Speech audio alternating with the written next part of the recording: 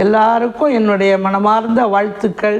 போன வீடியோவில் நான் மருந்து எங்கள் அம்மாவுடைய கை வைத்தியத்தை சொல்லியிருந்தேன். அதுக்கு ரொம்ப நல்ல ரெஸ்பான்ஸ் இருந்தது. எல்லோரும் ரொம்ப நல்லா இருக்குதுன்னு நிறைய பேர் கமெண்ட்ஸ் எல்லாம் எழுதியிருந்தா. அதுக்கு ரொம்ப ரொம்ப எனக்கு மகிழ்ச்சி, ரொம்ப நன்றி. எல்லாருக்கும் இப்போ ஆடி பிறந்துட்டு ரொம்ப சந்தோஷமாக இருக்கும். ஏன்னா ஆடியில் நிறைய பண்டிகைகளும் ஆரம்பிக்கிறது. அப்புறம் நிறைய தள்ளுபடியில் புடவை, நகை, இப்போ எல்லாமே எல்லா பொருள்களும் கிடைக்கிறது. அதனால் ஒரு நல்ல எல்லாருக்குமே ஒரு சந்தோஷமான ஒரு மாதம் இது. இந்த ஆடி மாதத்தில் நிறைய பண்டிகைகள் வருது. அதில் நிறைய வரலட்சுமி விரதம், ஆவணி ஆவட்டம், ஸ்ரீ ஜெயந்தி எல்லாமே அடுத்தடுத்து வருது. இந்த ஸ்ரீ ஜெயந்தியில் எங்கள் மாமியார் அந்த காலத்தில் 27 பட்சணம் பண்ணுவார். கிருஷ்ணருக்கு பிடிக்கும்னுட்டு. ஏன்னா தீபாவளி நரகாசுரனுக்காக பண்ணுறது. பட் இது அப்படி இல்லை, கிருஷ்ணர் பிறந்தது நமக்கு தெய்வம் அப்படிங்கிறதுனால கிட்டத்தட்ட ஒரு 27 பட்சணம் பண்ணி எல்லாம் பண்ணுவார். இப்போ அந்த மாதிரி அவ்வளோவெல்லாம் பண்ண முடியாது. எல்லாருமே ஓரளவுக்கு வாங்கிடுறா, அப்படி இல்லைன்னா கொஞ்சம் போரம் பண்ணுறா. கிருஷ்ணருக்கு ரொம்ப பிடிச்சது அப்படிங்கிறதுல பாயசம். பாயசத்தில் நிறைய வெரைட்டி இருக்குது. எல்லா பாயசமுமே ரொம்ப நல்லாயிருக்கும். அதில் என்னென்னா ஒரு ஒரு ஊரில் ஒரு மாதிரி டைப் ஆஃப் பட்சணங்கள் இதெல்லாம் நடக்கிறது. அது மாதிரி எனக்கு தெரிஞ்ச வரையும் சில கோவில்களில் ரொம்ப நல்லாயிருக்கும். அதாவது பெருமாளுக்கு பிரசாதம்னு பண்ணி கொடுக்கறதுனாலையோ ரொம்ப தெரியல, எக்ஸலண்ட்டாக இருக்கும். அது மாதிரி நம்ம பண்ணால் அவ்வளோ நல்லா வருமானே சந்தேகம். அந்த மாதிரி தான். இப்போ திருப்பதினா லட்டு, காஞ்சிபுரம்னா இட்லி, இந்த உப்பிலியப்பன் கோவில்னால் சக்கரை பொங்கல், இந்த ஸ்ரீரங்கம்னா அரவணைன்னு ஒன்று, இது மாதிரி எல்லாம் இருக்கும். அதில் ஒன்று திருப்பல்லானியும் திருவனந்தபுரமும். திருப்பல்லானியில் ஒரு 50 வருஷத்துக்கு முன்னாடி தான் நான் போயிருந்தேன். அப்போ அவள் ஒரு சுவாமிக்கு ஒரு அந்த பெருமாள் கோவிலில் ஒரு பாயசம் பண்ணி கொடுத்தா. அந்த மாதிரி ஒரு இது எப்பயுமே சாப்பிட்டதே இல்லை, அவ்வளோ நல்லா இருந்தது. திருவனந்தபுரத்துலேயே அந்த மாதிரி ரொம்ப நல்லா இருக்கும்னு சொல்கிறேன். நாங்கள் போச்ச திருவனந்தபுரத்தில் நாங்கள் பாயசம் பண்ண சொல்லலை, இங்கே பண்ண சொல்லி சாப்பிட்டோம்.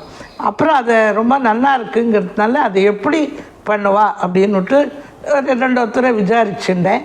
அவள் சொன்னது இது. அதை வச்சு நான் இன்றைக்கி ஒரு பாயசம் பண்ணலான்னு இருக்கேன். ஏன்னா ஸ்ரீ ஜெயந்திக்கு பெருமாளுக்கு பண்ணுறதுக்கு நல்ல இதாக இருக்கும். இது ஒரு பழைய கால இது தான், பட் இருந்தாலும் ரொம்ப டேஸ்ட்டாக இருக்கும், நல்லா இருக்கும். அதுக்கு என்னென்ன தேவைகள் அப்படிங்கிறத முதல்ல சொல்லிடுறேன். ஒரு கப்பு அரிசினா பச்சரிசி எடுத்துக்கணும். கொஞ்சம் ஒரு 3-4 ஸ்பூன் பயத்தம்பருப்பு எடுத்துக்கணும், பாசிப்பருப்பு. அப்புறம் அதை கொஞ்சம் நெய்யில் வறுத்துட்டு அதை மிக்சியில் ரொம்ப நைஸாக போடக்கூடாது, ரொம்ப அரிசியாகவும் இருக்காது, வறுத்து பொடி பண்ணிக்கணும். பொடினா ஒரு இது மாதிரி நொய் மாதிரி பண்ணிக்கணும். அதை இழுப்பச்சட்டிலையோ இதுலேயோ போட்டு பாலை முழு பால் தான் குத்துறாவா, வெறும் இது பண்ணிக்கதே இல்லை. 1க்கு 3 நல்லா பாலை அதில் குத்தி சிம்மில் வச்சுட்றான். அது அப்படியே அந்த இதில் வெந்துட்டே இருக்குது. நல்லா வெந்து முடிஞ்சாச்சு. அதுக்கப்புறம் என்ன பண்ணுறா, ஒரு வெல்லத்தை எடுத்து நல்லா பொடி பண்ணி அடுப்பில் வச்சு அதில் கொஞ்சம் வெல்லத்தை 1க்கு பாதி தண்ணியை வச்சுட்டு அது நல்லா கொதித்து வர சமயத்தில் அதை எடுத்துக்கிறான். எடுத்துட்டு அதையும் வறுதி பண்ணிக்கிறான்.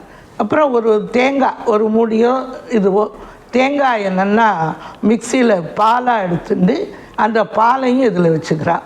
இந்த வெந்து சாதம் மாதிரி இந்த பால்லையே வெந்துடுறது அந்த சாதம். அதுக்கப்புறம் அதில் அந்த வெல்லத்தை கொட்டி கொஞ்சம் கிளறிட்டு அதுக்கப்புறம் அந்த கடைசியாக தான் தேங்காய் விடுறான். அந்த தேங்காய் பாலையும் விட்டு ஏலக்காய் பொடி பண்ணி போட்டு, குங்குமப்பூ இருந்தால் குங்குமப்பூ பொடி பண்ணி போட்டு குங்குமத்தை ஒரு பாலில் விட்டு கலந்து அதில் போடுறான். வேறு முந்திரி திராட்சை அது மாதிரி எதுவும் போட காணும். ஆனால் அந்த பால்லையும் அதுவும் சேர்ந்து அந்த இது ரொம்ப ஜோராக இருக்குது. தேங்காய் இதெல்லாம் சேர்ந்து அது நல்ல டேஸ்ட்டு ரொம்ப நல்லா இருக்குது. அதை இன்றைக்கி பண்ணி காமிக்கலான்னு நினைக்கிறேன். நீங்கள் அதை பார்த்துட்டு உங்களுக்கு என்னென்ன எப்படி அதில் சேஞ்சு பண்ணுறதுனாலும் பண்ணிக்கலாம், மாற்றிக்கலாம். ஏன்னா பாயசங்கிறது எல்லாருக்குமே பிடிச்ச சமாச்சாரம். அதனால் அது மாதிரி பண்ணிவிட்டு பெருமாளுக்கு, அதாவது கிருஷ்ணருக்கு பண்ணிவிட்டு இது பண்ணணும். சாப்பாட்டு அரிசி, பச்சரிசி ஒரு பிடி, ஒரு 2 ஸ்பூனு பாசிப்பருப்பு, தேங்காய் ஒரு மூடி, வெல்லம் வந்து நம்ம அளவுக்கு இது இன்னும் கொஞ்சம் கூட அளவு குறைச்சல் இது பண்ணிக்கணும். அவ்வளோதான். 2 4 ஏலக்காய். மெயினாக இதாக அதுக்கு தேவை. நெய் கொஞ்சம் நெய் குத்தி நெய்யை விட்டு கொஞ்சமாக நம்ம தேவையான அளவுக்கு அரிசி. நெய் ஒரு ஸ்பூனா? நெய் ஒரு ஸ்பூன். அரிசி எவ்வளோ அளவு? அரிசி வந்து நான் வந்து இப்போ அரை தான் போடுவேன். அரை கப்பா? தேவையானது மேற்கொண்டு கூடவோ குறைச்சலோ போட்டுக்கலாம். நிறைய வேணுங்கிறவா நிறைய, குறைச்சலாக வேணுங்கிறவா குறைச்சலாம். இது வறுக்கணுமா? ஆமாம், கொஞ்சம் லேசாக. அதே மாதிரி கொஞ்சம் பயத்தம் பருப்பு. அரிசிக்கும் பயத்தம் பருப்புக்கும் எவ்வளோ ஈக்குவேஷன்? இது 2 ஸ்பூன் தான் பயத்தம் பருப்பு. அரிசி வந்து இந்த இப்போ கப்புன்னு இதில் அரைக்கும்.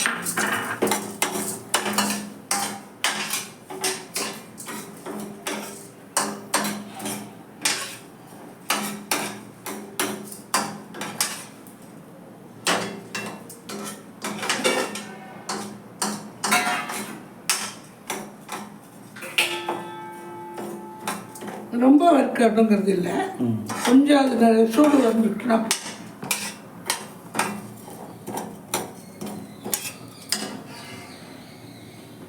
அது வந்து இது வரணுமா, ஒரு கலர் மாறணுமா? அதான் சும்மா அது ஈரப்பதம் போகணும். ஈரப்பதம் இல்லை, வாசனையாக இருக்கும். ஓகே. நெய்யும் அதுவும் மிக்ஸ் ஆகும். இந்த அரிசியை மிக்சியில் போட்டு அரிசியும் பாசிப்பருப்பும் உடைச்சி வச்சுருக்கேன். இது வந்து இந்த அளவுக்கு இருக்குது. இது எந்த பச்சை பால் ப்ளூ பால் இதோட போடலாம்? கொஞ்சம் காஞ்சதுக்கு அப்புறம் இதை போட்டால் தான் சரியா. இல்லை ஃபுல் க்ரீம் பால் வேணுமா இல்லை நார்மல் பால் போதுமா? நார்மல். இப்போ இந்த ப்ரிப்பரேஷனுக்கு 1/2 லிட்டர். ஆமாம், இப்போ நான் இன்னைக்கு பண்ணுறதுக்கு 1/2 லிட்டர் பால்.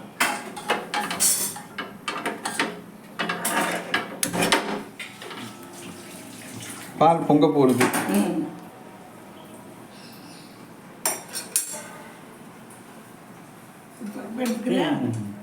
கொஞ்சம் பால் சூடாகிடுச்சு, நல்லா பொங்க ஆரம்பிச்சிருச்சு. அதனால இது போல் இது வந்து கட்டி தட்டிக்காத கொஞ்சம் கலந்துட்டே இருக்கணும்.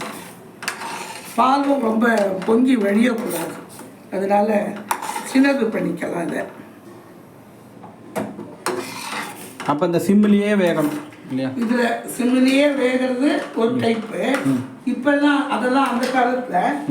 இப்போ வந்து குக்கர் வந்ததுனால குக்கரில் அதை போட்டுட்டு அதை வந்து குக்கரில் வச்சுட்டு ஒரே ஒரு மூடி இதை போட்டு பாயிண்ட் போட்டுட்டு ஒரு சவுண்டு வந்ததுக்கப்புறம் சின்னது பண்ணிடணும்.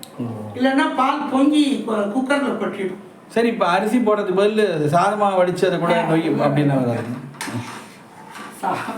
அரிசி சின்னதாக நல்லா இருக்காது. அப்போ தான் அது ஒரிஜினல். ஆமாம், அந்த இதில் சொல்கிறது இப்படி தான் சொன்னான். அவள் சொன்னதை தான் நம்ம பண்ணி. இந்த டிஷ்ஷு பேர் என்னம்மா? ட்ரிபிள் ராணி பால் பாயசம். நான் சாப்பிட்டது அதனால. ஆக்சுவலாக இதுக்கு பேர் பால் பாயசம் தான். ட்ரிபிள் ராணியில் பண்ணி. ட்ரிபிள் ராணினா அது எங்கே இருக்குது? அது வந்து ரொம்ப பிரசித்தமாச்சு. ராமர் அங்கே தான் சேது சமுத்திரம் இதுவே கட்டினார் அவர். ஆக்சுவலாக அங்கேருந்து இப்போவும் ஒரு கொஞ்சம் தூரத்துக்கு கல் பாதை மாதிரி இருக்கும். அதுதான் அவன் காமிக்கிறான். ராமர் வந்து அங்கே தான் எப்படியாவது சீதையை பார்க்க போகணுங்கிறதுக்காக இது ராமேஸ்வரத்தில் சிவனை வேண்டின்ற மாதிரி இங்கே வந்து விஷ்ணு இதை இது பண்ணதான் கதை.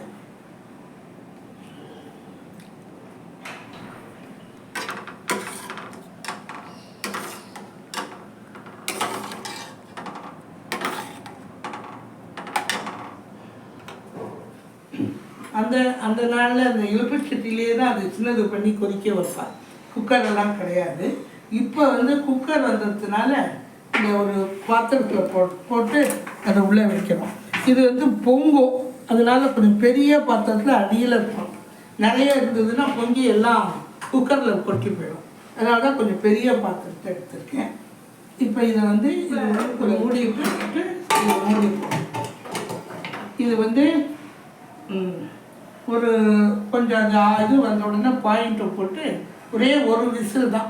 அதுக்கப்புறம் அதை சின்னது பண்ணிடணும்.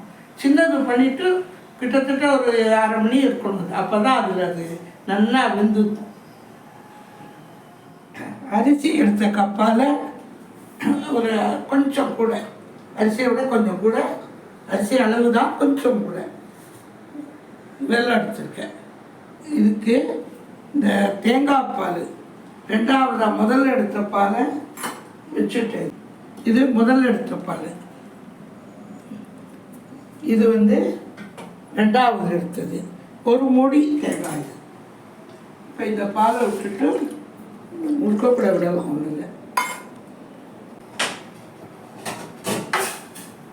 இந்த வெள்ளத்தில்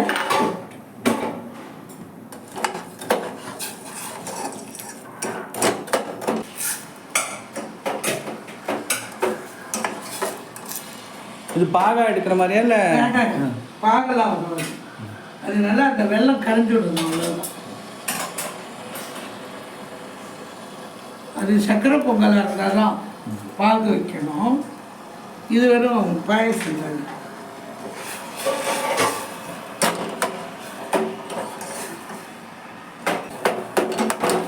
ஏலக்காய் இதில் போடணுமா லாஸ்ட்டாக போடணுமா?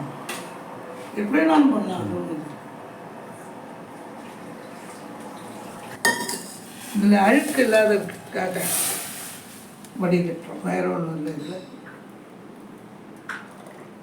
அழுக்கு தங்கிடும், அதுக்காக. சூட்டில் தேங்காய் பால் எடுத்து வச்ச முதல் பால் இதையும் போட்டுட்டு, கொஞ்சம் ஏலக்காய் பொடி இதையும் போட்டு, அதுக்கப்புறம் இந்த பால் பொங்கல் மாதிரி இது அழகாக பொங்கி எடுத்து சரியாக எடுத்து, இதை வந்து இதில் 2-3 டிப்ஸு சொல்லணும். என்னென்னா, குக்கரில் வச்சுட்டு அதை வந்து பெரிய பாத்திரத்தில் வைக்காத சின்னதாக வச்சோம்னா குக்கருக்குள்ளே பொங்கிடும். அதனால ஒன்று. ரெண்டாவது, இந்த டைரெக்டாக குக்கரில் வைக்கக்கூடாது, ஏன்னா அடி பிடிச்சிடும். பாலுங்கிறதுனால அடி பிடிச்சிடும். தண்ணி வச்சு அதில் ஒரு பாத்திரத்தில் வச்சு தான் இதை போடணும். யூஸ்வலாக இதில் நெய் விடணுங்கிறது இல்லை, விருப்பப்பட்டவா நெய் விட்டுக்கலாம். இப்போ இதில் இதை கொட்டி நல்லா இது பண்ணிக்கலாம். இதில் வெல்லம் ஏலக்காய் இல்லையா? வெல்லம் தேங்காய் பால், தேங்காய் பால் இது கொஞ்சம் நல்லா கட்டி இல்லாத நல்லா இது பண்ணிடணும். குக்கரில் வைக்கிறதுனால இது கட்டி தட்டிடும். இதே இழுப்பு சட்டியில் போட்டு நம்ம அப்பப்போ கலக்கினாக்க கட்டி தட்டாது. தேங்காய் பால் விட்டுறதுனால ரொம்ப அடுப்பில் வைக்கக்கூடாது, முந்திடும். நல்லா கொஞ்சமாக ஒரு 5 நிமிஷம் இது கலப்படுறதுக்காக. இப்போ இதில் குங்குமப்பூவையும் கலந்து போட்டு,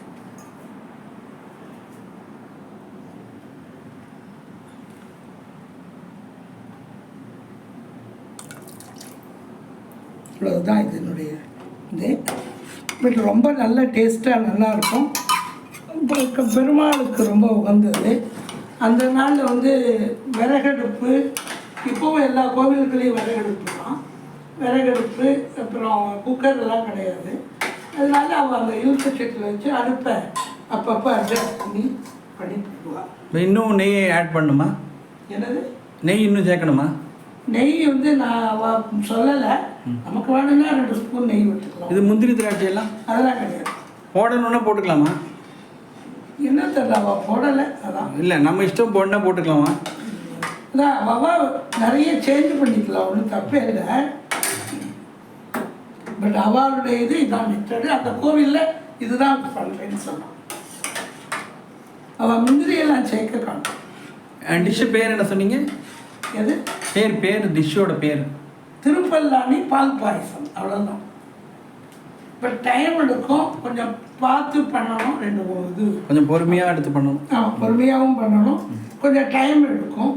அடுப்பை நம்ம சின்னதாக வச்சுக்கணும், அதுவும் வேறு. ஓ, எல்லாம் கலந்து அவ்வளோ அழகாக. விறகடுப்புங்கிறதுனால அவள் பால் பொங்காத ஜாஸ்தி பார்த்துப்பா. வெல்லம், தேங்காய் பால், அரிசியெல்லாம் சேர்ந்து நல்ல ஒரு கலர் அழகாக வந்திருக்கு. ஆமாம், சக்கரை பொங்கல் பாயாசம் எல்லாம் கலந்து இல்லாமல் ஒரு டிஃப்ரெண்ட்டாக இருக்குது, நல்லா பார்க்கறதுக்காக. ஆமாம், இந்த கட்டியை மட்டும் அப்போ எடுத்துக்கணும். ஏன்னா குக்கரில் வைக்கிறதுனால இது இழுப்பு சட்டியில் இருந்தால் கட்டி தட்டாது, கடையிலேருந்து இருக்கிறதுனால குக்கரில் வந்து அது கொஞ்சம்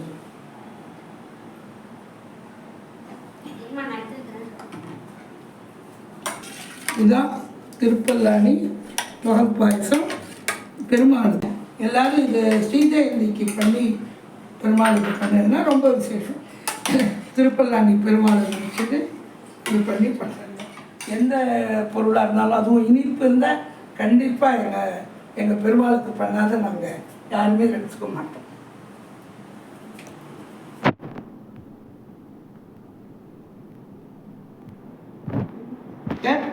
அவளுக்கு இப்போவே பண்ணியாச்சு.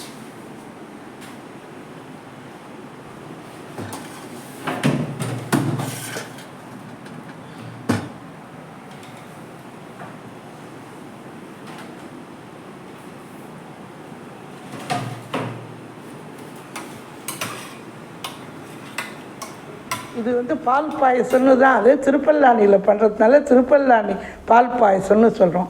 இப்போ சிதம்பரத்தில் வந்து அதில் அங்கே இருக்கிற ஸ்பெஷல் திருவாதிரை போது களி பண்ணுறது அதெல்லாம் அது மாதிரி அங்கேயும் திருப்பல்லாணிலையும் நம்ம பணம் கட்டினோம்னா அவள் இதை பாயசம் பண்ணி பெருமாளுக்கு பண்ணி கொடுப்பா. அதனால் இதுக்கு பேர் திருப்பல்லாணி பால் பாயசம்னு. ரொம்ப டேஸ்ட்டாக நல்லாயிருக்கும். நீங்கள் எல்லோரும் அதை பண்ணி பார்த்துட்டு கமெண்ட்ஸில் எப்படி இருக்குது என்னென்னு எழுதுங்க. ஒரு 2 முக்கியமான குறிப்பு மறுபடியும் சொல்கிறேன். என்னென்னா, அந்த காலத்தை அடுப்பில் வச்சு கிளறதுனால அடி பிடிச்சிக்காது, கட்டி தட்டாது, அவளே கிளறிடுவாள். இப்போ நம்ம குக்கரில் வச்சோம்னா அது வந்து அப்படியே வச்சோம்னாலும் இல்லை சின்ன பாத்திரத்தில் வச்சாலும் பால் பொங்கி வெளியில் வந்துடும். அதனால் அதை வந்து கொஞ்சம் பெரிய பாத்திரத்தில் போட்டு மூடியும் போட்டு அடுப்பை சிம்மில் வைக்கணும். அப்புறம் அது ஆனதுக்கப்புறம் அதை கட்டி தட்டியிருக்கோம். அதனால் கட்டி தட்டாத அது நல்லா கிளறி விட்டுட்டு அப்புறமா வெள்ளைப்பாகில் போடணும். இது வந்து அதனுடைய டிப்ஸு. அதனால் அப்புறம் அது நல்ல டேஸ்ட்டாக நல்லாயிருக்கும். தேங்காய் பால் எல்லாமே சேர்றதுனால. வெந்திரி திராட்சை அவெல்லாம் போடலை. நமக்கு வேணும்னா நம்ம அதெல்லாம் சேர்த்துக்கலாம், ஒன்றும் தப்பு இல்லை. அவாவா இஷ்டம், யாருக்கு என்னென்ன பிடிக்குமோ அதை வச்சு அதை மாற்றி கீற்றி பண்ணிக்கலாம். இது எல்லாருக்கும் கிருஷ்ண ஜெயந்தி வாழ்த்துக்கள். எல்லோரும் இதை பார்த்துட்டு எங்களுக்கு எழுதணும். உங்களுக்கு எல்லாருக்கும் ரொம்ப நன்றி, வணக்கம்.